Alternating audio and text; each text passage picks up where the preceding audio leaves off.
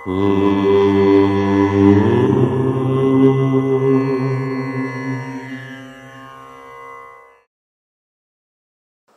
గణేశ శారదా దత్తాత్రేయ సద్గురు పరబ్రహ్మణే నమః.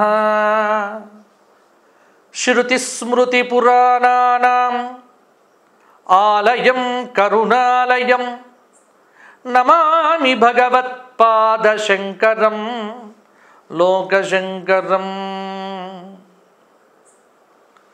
స్వధర్మ ప్రేక్షకులకు మాస ఫలితాల్లో భాగంగా మే నెల వైశాఖ మాసం మకర రాశి వారికి ఎలా ఉండబోతోంది, ఎటువంటి పరిహారాలు పాటించాలి, ఏ ఏ జాగ్రత్తలు తీసుకోవాలి, గ్రహ సంచార రీత్యా ఎలా ఉండబోతోంది అన్న విషయాలను ఇప్పుడు ప్రధానంగా చూద్దాము. ఉత్తరాషాఢ 2, 3, 4 పాదాలు, శ్రవణ నక్షత్రం 4 పాదాలు, ధనిష్ఠ 2 పాదాలు కలిస్తే మకర రాశి. మే 1వ తేదీ నుంచి బృహస్పతి కొంత 5వ స్థానంకు రావటం గ్రహబలం పెరుగుతోంది.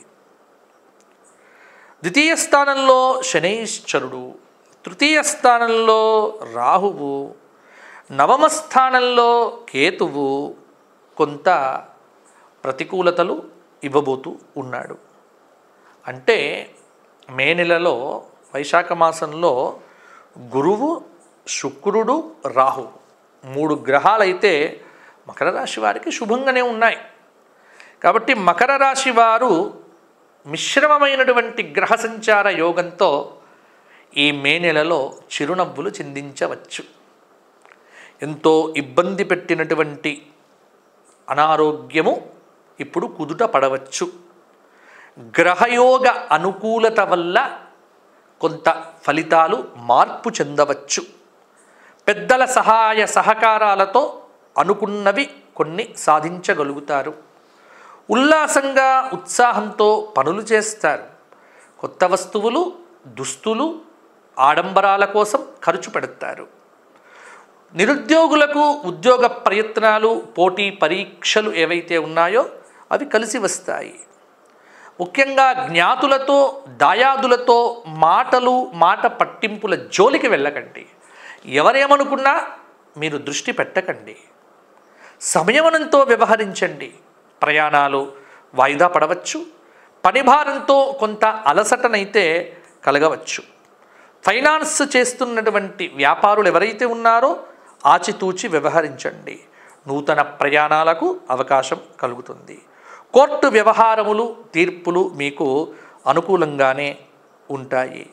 ఆకస్మికమైనటువంటి ధన వ్యయ సూచన కూడా ఈ మాసంలో కనిపిస్తూ ఉన్నది. కొంత ఉద్యోగం చేస్తున్నటువంటి వారు అధికారుల యొక్క ఆదరణ పొంది ఉన్నతమైనటువంటి ఫలితాలను పొంది మంచి చోట్లకు కూడా బదిలీలు అయ్యే ఆస్కారం అయితే కనిపిస్తూ ఉన్నది. ఒక సంఘటన మే నెల 3వ వారంలో జరిగిన తర్వాత ఎవరు ఎలాంటి వారో తెలుసుకుంటారు. కుటుంబ పరమైనటువంటి విషయములకు ప్రాధాన్యతనివ్వండి. ముఖ్యంగా 25వ తారీఖు తర్వాత మీ జీవితంలో కొన్ని శుభ పరిణామాలైతే తప్పకుండా చోటు చేసుకోవచ్చు. అలాగే బంధుమిత్రుల సహాయ సహకారాలతో క్లిష్టమైన పనులను దాటి ముందుకు వెళ్ళగలుగుతారు. మే నెల 1వ వారంలో తీర్థక్షేత్రయాత్ర సందర్శనాదులతో పాటుగా కొంత పుణ్య నదీ స్నానాలు కూడా మీకు అనుకూలతను ఇవ్వవచ్చు. అలాగే రవి, గురు, అలాగే కొంత ధ్యాన శ్లోకాలు పారాయణం చేయటము, ముఖ్యంగా శనైశ్చరుడికి సంబంధించినటువంటి స్తోత్ర పారాయణము, శనివారం నాడు తైలాభిషేకాదులు చేయించుకోవటము, అలాగే నరసింహ జయంతి రోజున లక్ష్మీ నరసింహ కరావలంబ స్తోత్ర పారాయణాదులు చేయటం వల్ల కూడా కొంత అనుకూలత పెరుగుతుంది. ఇక మకర రాశి వారు వ్యక్తిగత జాతకాలు చెప్పించుకోదలుచుకున్నటువంటి వారు కింద కనిపిస్తున్న నెంబర్కు ఫోన్ చేస్తే కొంతవారికి సూచనలు ఇవ్వడం జరుగుతుంది. అపాయింట్మెంట్ తీసుకొని మాట్లాడండి. జన్మపత్రికలు కావలసినటువంటి వ్యక్తులు కూడా సంప్రదించవచ్చు. రుసుము కట్టి దానికి జన్మపత్రికలు ఇవ్వడం జరుగుతుంది. మరలా వచ్చే మాసం కలుసుకుందాము. అంతవరకు సెలవు. స్వస్తి.